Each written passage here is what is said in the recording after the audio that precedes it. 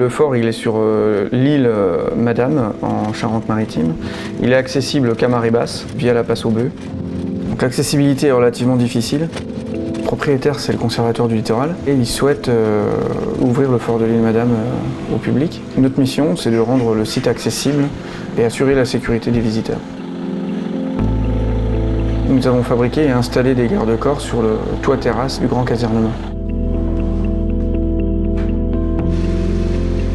Nous n'avions pas d'accès pour placer une grande grue, donc le choix a été fait d'utiliser l'hélicoptère.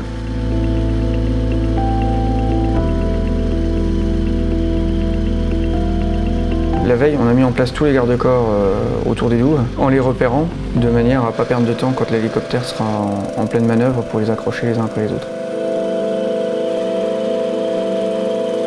Si on avait pu prendre une grue, on aurait pris une grue parce que c'est beaucoup plus confortable qu'un hélicoptère. Et puis aussi parce que d'un point de vue environnemental, ça consomme beaucoup moins, c'est moins polluant une grue qu'un hélicoptère. Alors on t'envoie en 1 celui-là. Bon, on va pas tarder à décoller, je crois. Tout est prêt. Nous avons réalisé 23 rotations d'hélicoptère pour approvisionner les garde-corps sur le toit. C'était un tout petit trajet, il avait une petite centaine de mètres à faire sur chaque rotation. Donc ça allait très vite. En 1 heure, les 23 rotations étaient faites. Chaque garde-corps pèse 450 kg.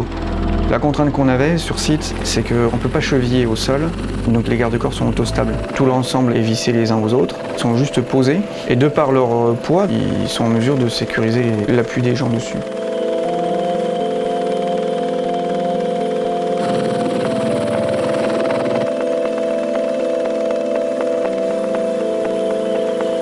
Le travail en soi est relativement simple, c'est surtout l'approvisionnement qui était un peu compliqué.